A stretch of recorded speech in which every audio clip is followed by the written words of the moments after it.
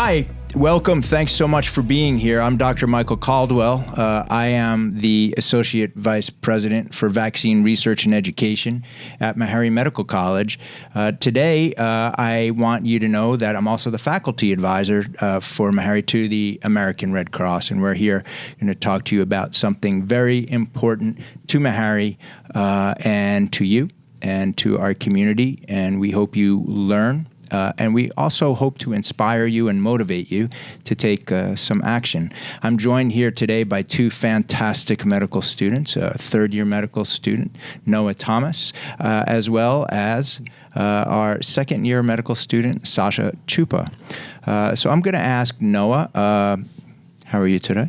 I'm doing good. It's good to see you. Yeah, it's the end of the day for us, and we're here to be able to get together really for the first time in this format to talk about something that I know is important to all of us.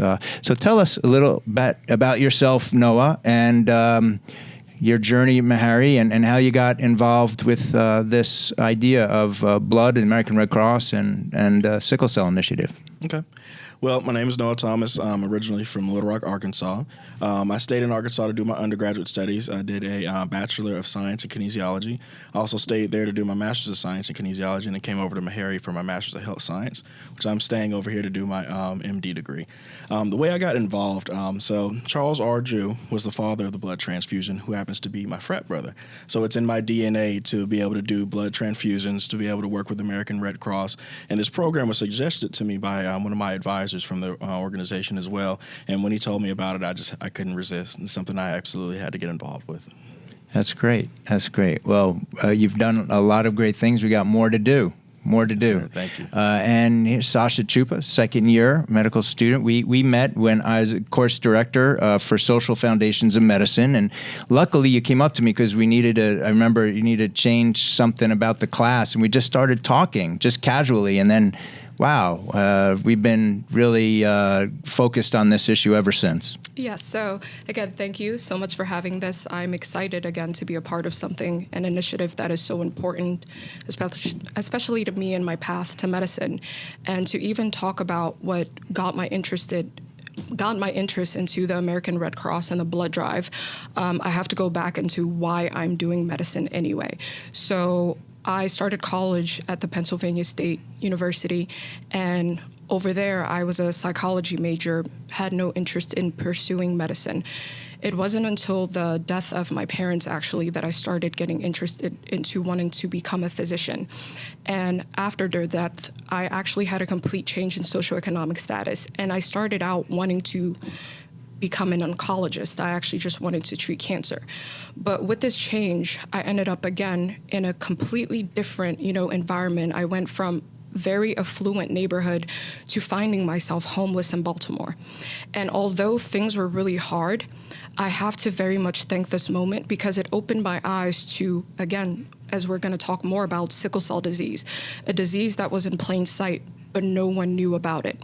With my change in socioeconomic status, even though I wanted to pursue medicine, I found so many barriers. I found so many systemic errors that affected health, and yet a lot of people just never touched on it. And that's how I got into sickle cell disease. It affects a predominantly African-American community, and yet a lot of people have, again, ignored this community and ignored their needs for several years. So that's how, I guess, in a sense, I ended up involved in sickle cell, and I ended up and chose Meharry because I knew I wanted to help a predominantly Black and underrepresented community. And that's when we got here. We thought about the sickle cell community, and we started thinking about the blood drive. And that's when I got introduced. I ended up meeting Dr. Caldwell, and the rest is history. We're literally starting to go forward and changing the history that has been sickle cell disease in America for this population. We had the joy this summer to be studying sickle cell disease in pregnancies at Johns Hopkins University. So part of my path, I also have a mentor who's a hematologist at Johns Hopkins, and a lot of the work, again, that I am doing and that I have considered as really my life's work is making sure that we find out and answer all the questions that this community just never got to I guess, consider and have for their own. We have what we call now survival is not enough. For years, again, as we're going to see in these slides, sickle cell patients have been treated as if they should just be happy to survive. And you will see, again, with the need of this blood and this blood drive, a lot of them really are just trying to survive day by day. But as we sit here, the three of us together, the reason we come forward and the reason I work is because survival is not enough. It is not enough that we should expect them to just be happy that if they get blood, they get to live. What happens as they live, as they get blood? How do they have children? How do they, again, we're finding new medications, we're finding treatments. They're living a little bit longer. And that should, again, they've been told and treated that they should just be happy for that. But just like us and all of us that go into medicine, we're called because we are studying the study of life. We're wanting to find ways that they can also live life like just of us. Sickle cell disease should not define the life that someone lives. And yet, for the most part, it has. Again, I talk about my journey to medicine and how I lost my parents. That defined my life for a very long time. And it was a disease that did not even affect me. When we talk about survival is not enough for the sickle cell community, it's because this is a community where their life is completely and entirely defined by an illness that they deal with and go through with every day. And yet, for the most part, if you walk down the street, you cannot really tell who a sickle cell patient is, except for, you'll see from the slides, maybe when they get a crisis or when they have to deal with the school system or when they have to find out what it is that they have for reproductive rights or not.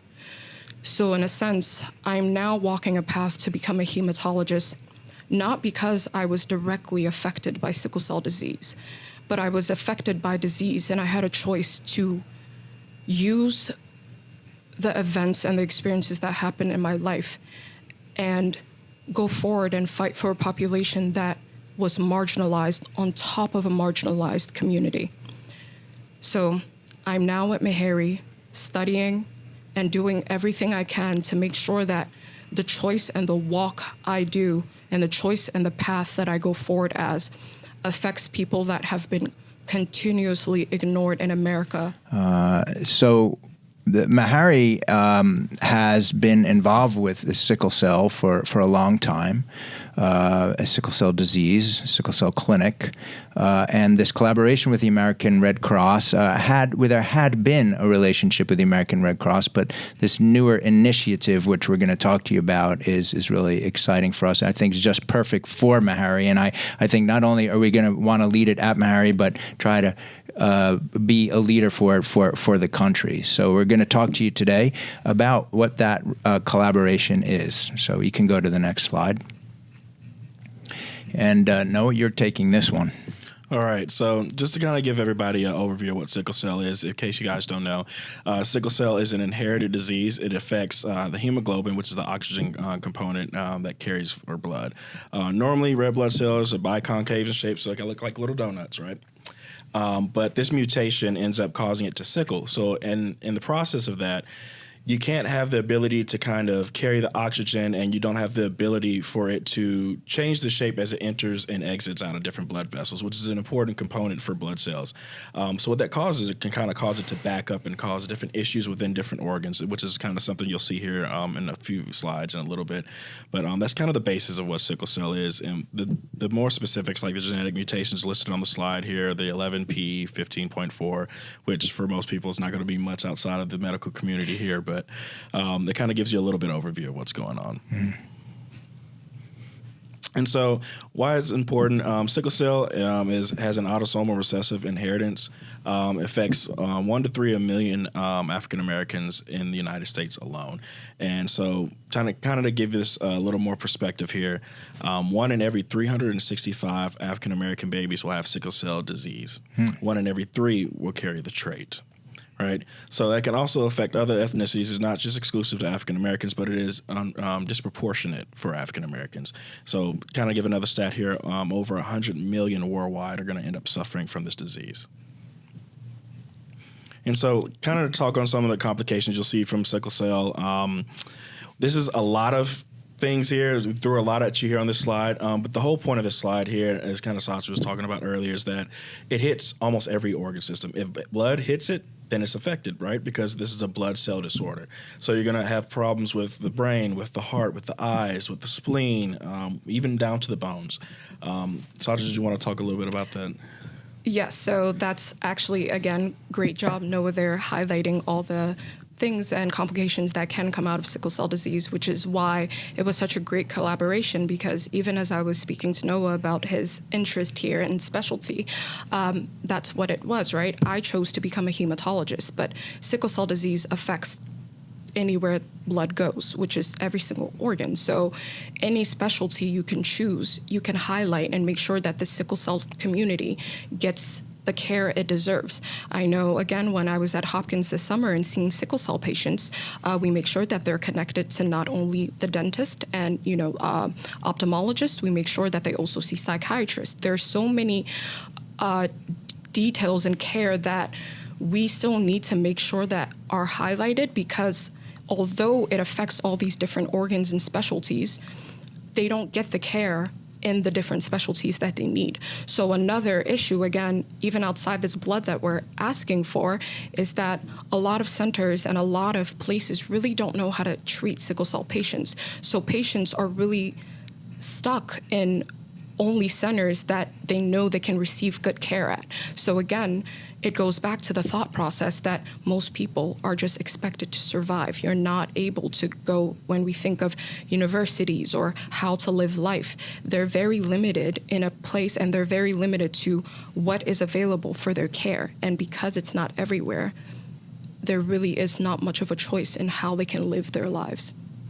And you bring up a really good point with the psychiatry portion of it too. I think within our community, we often ignore mental health, and it's a big problem within our community. And then so you're kind of compounding a problem within our community with another problem within our community, right? Yes. So we have a problem with sickle cell, and then we also have a problem with mental health, and the sickle cell issue can cause poor mental health. So I think that's a really good point to hit on as well. So moving forward here on how to treat, unfortunately, sickle cell is a lifelong disease. There's no cure for it. Bone marrow transplant is only the current cure available, but those results vary from person to person, right?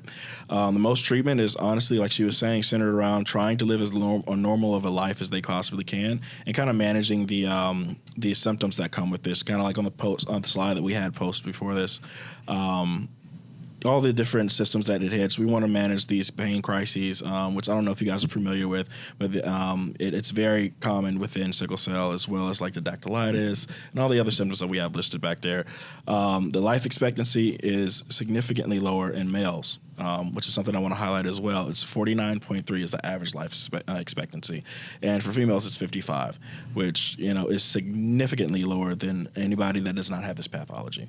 So like she was saying, we're not surviving is just not enough, right? And the survival is already expected to be significantly lower. So what about the quality of life that we're expecting here, right?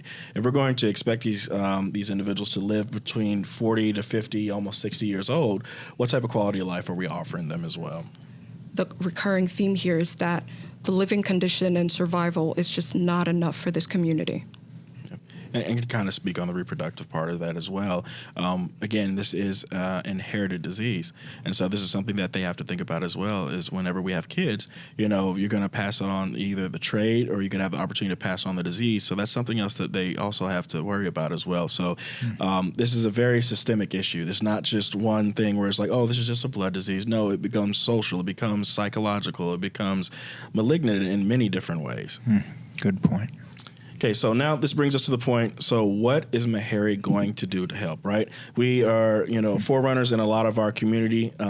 We want to make sure that we're taking care of the community that we say we're taking care of, correct? So a lot of the things that we do have centered around this. So Sacha, I'll let you kind of talk about this portion here. This is a little more relevant to what you do, so I'll kind of hand it off here for you. Yeah, so one thing I was excited about, again, is the Sickle Cell Center, the history there. It was created and started by the Elam administration in 1971.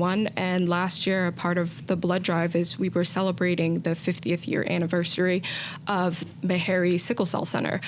So although some of the patients get seen downtown, anyone can come and kind of get the trait at Meharry Salt Wagon Clinic. And part of why that's important actually is, again, I went into and caring about sickle cell disease after losing my parents. But it wasn't until after losing my parents and telling my family about sickle cell disease and trait that we got tested and find out that my nieces actually have the trait. So a lot more African Americans actually have the trait than they know.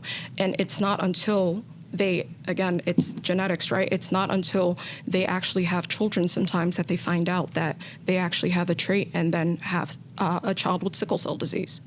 I also kind of want to hit on the trait as well. Just because you have the trait and not the disease also does not mean that you're safe completely either. There's been a lot of cases within sports that you'll see somebody will lose consciousness or collapse on the field, and they will come to find later on after we test them that they did indeed have sickle cell trait. And that's a common problem with it as well. I guess to bring up the point Noah says about the traits not being the safest, this is something that we also need to highlight and study more, because we don't have enough information about what happens to both patients with the disease and patients with the traits. Sometimes what they go through and sometimes the illnesses and the complications they face can actually be used to compound and make them, more vulnerable to the inequities that being Black in America faces. There's just not enough research to show exactly what is happening with both trait and the disease, and because of this, it is sometimes used against them. Good. Excellent points. Thank you. Okay. So on the next point here, the American Red Cross. So we asked what Meharry is going to do, so now we need to ask what the American Red Cross is going to do, right? So this is an exciting portion here to kind of change the pace here. American Red Cross has launched a new national program, which is called the HBCU Ambassador Program, which I'm a part of as well. Essentially what it's doing is placing an ambassador at as many HBCUs as possible. And the idea is that we're going to be able to talk to the community and get them to understand the need for blood donations, especially within the sickle cell community, but also to educate them about what sickle cell disease is. And what we found was that culturally matched blood does make a difference. And it's no surprise that we don't have much culturally matched blood. So that poses yet another problem for us as we're trying to combat this issue, is that we're not having enough African Americans donate blood. And so they put us in place to figure out, okay, how can we get us more involved? How can we get more blood for our community that can actually go and help African Americans with sickle cell disease? And kind of a little bit more again, why it does make a difference. The national shortage of African American donors, hence the shortage of culturally matched blood. We ended up seeing, and this is kind of a bragging report from Meharry. This is what I'm very much so proud of. And with the help of these two, I couldn't have done it without them. They played a vital role in how much of a jump that we saw at Meharry. We ended up having the highest average pint per operation. And I just want to let that sit for a second. Out of all the HBCUs in the nation, Meharry Medical College had the highest average pint per operation. Now, congratulations. Go back to that. I want to see that other slide again. It was the highest collected total in history from affiliated schools. Wow. 1,376 total pints collected with this program, 937 pints worth of growth nationally, which is a 214% growth with this one program. And so the impact is unquestionable. It was needed. They saw the need for it, and they implemented it. I mean, I think this deserves a visit by the American Red Cross to us and give us like some kind of like yellow ribbon or something. Absolutely. I mean, have we gotten? I haven't gotten call. Supposedly there's a trophy coming on the way. Yeah, all right. I mean, I think we got to talk this somewhere. Well, this is why we're having this educational event here. Thank you so much for letting us all know that, and we're not stopping, right? We're just getting started. So last year we only ended up having one blood drive and still had the highest average. This year we're planning for a minimum of 3. Okay, and so again, we just told you guys we're having 3. So when's the next one, right? Coming next up. one is soon. Next week, Friday, November 3rd, from 12 to 6 p.m. Again, I have a wonderful team here working with me. From getting the people to sign up for the donations, to pubbing it, to working with me when I'm super busy and I kind of got my hands tied, and them being patient with me. I really couldn't have done it without the amazing team that I do have here at Meharry. And I think it's really driven out of a place of love. We love what we do. We love the community that we serve, and we have powerful stories behind why we're doing what we're doing. So that all makes makes it a lot easier to do the work, right? And it made me make it fun. You know, we had good music, we had streets, we had, you know, she brought the sickle cell trait testing out. We had gift cards that we gave out, you know, things to kind of get people going. You know, sometimes it's kind of hard to sit and get poked by a needle and give up blood, you know, for your day and be tired for the rest of the day. So we understand. Yeah. But we try to do things to kind of combat that and make sure that, you know, we give incentive for people to come out, because it really is a good program and it's really well needed. But again, here's the team. Yeah. And so I guess take a step back for a minute to somebody going through the journey of having sickle cell. They often need transfusions regularly, right, to be able to handle their disease or their crises, and there are ways they can try to reduce how many they may need, but they may need many over a short or even longer period of time. And every time you get one of those blood donations, you actually get more allergic, possibly, you know, to some of the other elements in the blood. So we want to try to get as close a match as possible, because they're getting so much blood.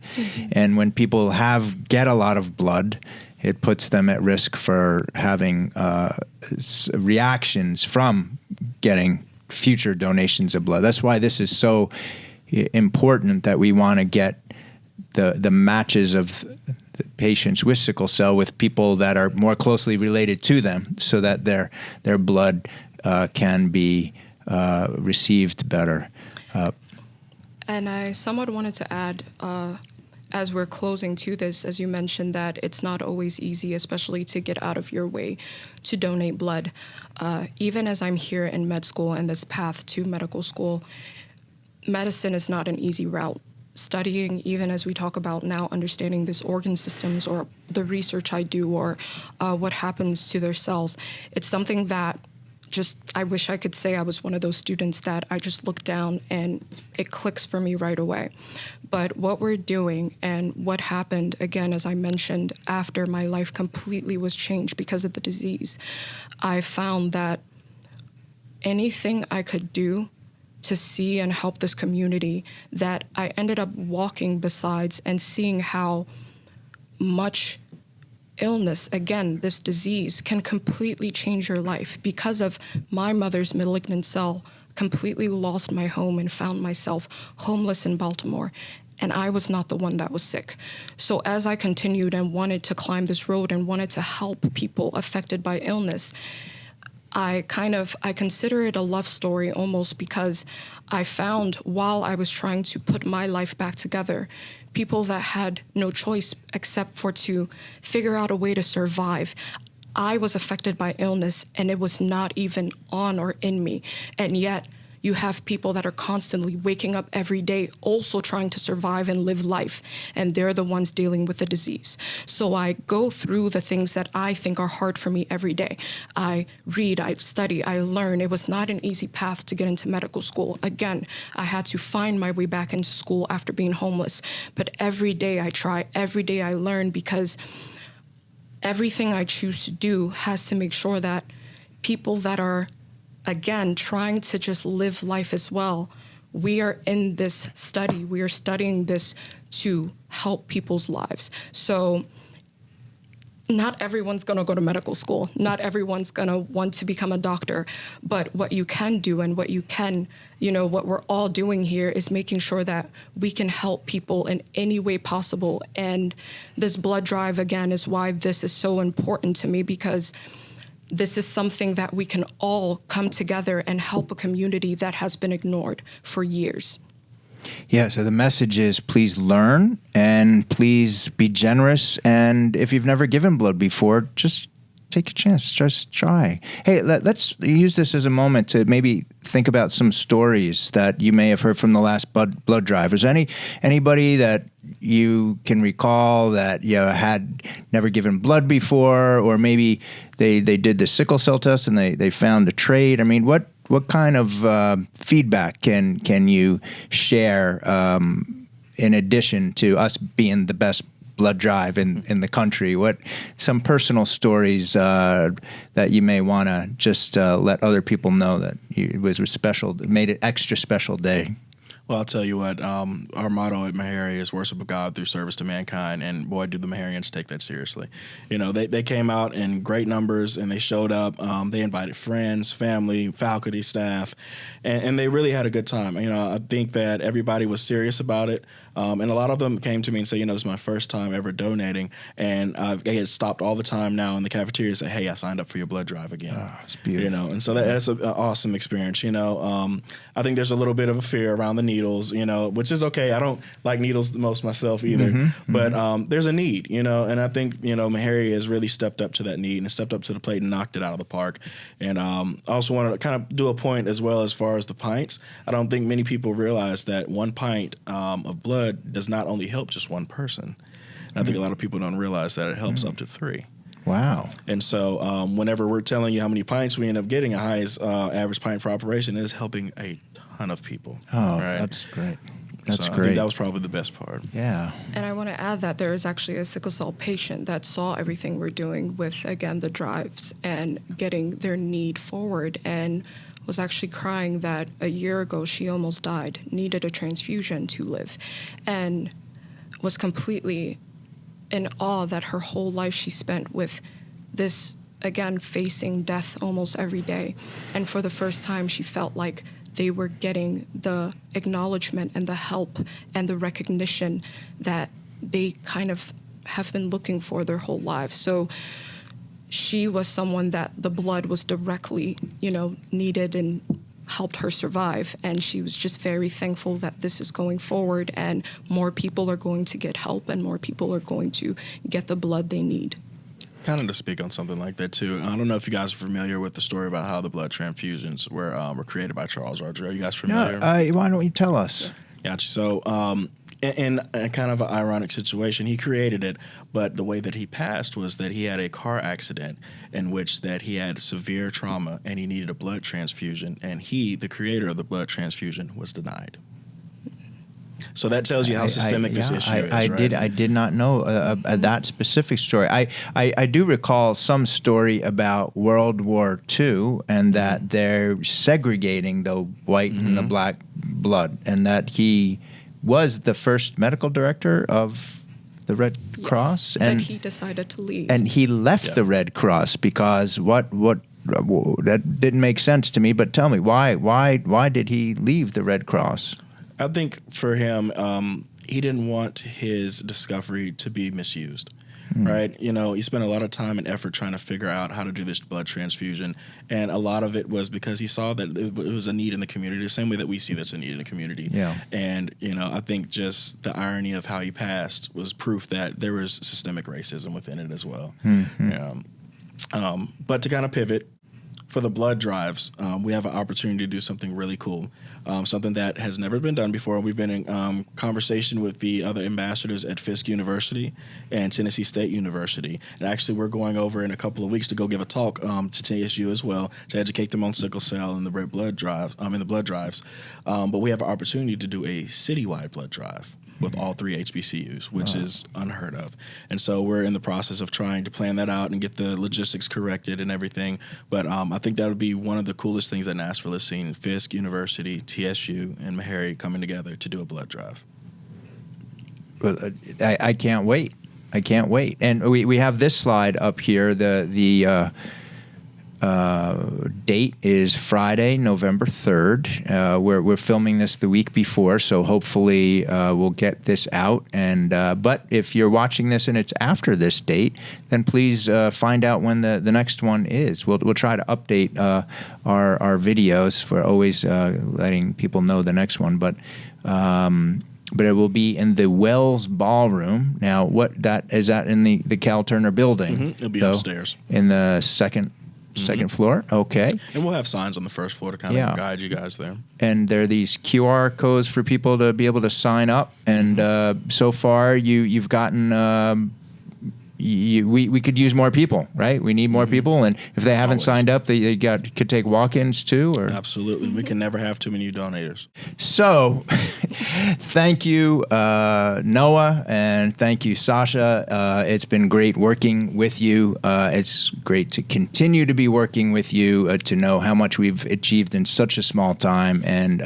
what we need to do to help move this forward, to help Meharry, our patients, our community. And I know that not only are you going to be doing a Nashville-wide blood drive, but I know it's going to branch off to Tennessee, and we're going to make it a real national program because it's needed. And there's no one better to do it and lead it than us, I think, at Meharry Medical College for a lot of reasons. So I want to thank you. If you have other thoughts that came to mind, or any sort of summaries you'd like to give as part of our conclusion, so please do. I just want to thank you guys for the opportunity to come out here and talk with you guys, and for all the backup and the help. You know, it's not easy setting up blood drives. It takes a lot of manpower and woman power, a lot of advertising, and then a lot of communication. And I wouldn't be able to do half of this without you guys. So thank you. Thank you. And I honestly am just very thankful and grateful to be here and be part of something that is such a big need. So thinking again of what this blood drive means to the people that it's going to is why I am here. Because as he mentioned, it is not easy, it takes work. But as our school motto, worship of God through service to mankind, I am here just to serve. So I am here to do the work because there are people that need it every day. The people that we go forward and we do all this work for are very in need of everything we're doing right now. So thank you. Thank you. Thank you both so much. And thank you for joining us. Please pass on all the information. You could reach any one of us through our Meharry emails. And we look forward to seeing you at the blood drive. Please help us. We really need the help. Thank you.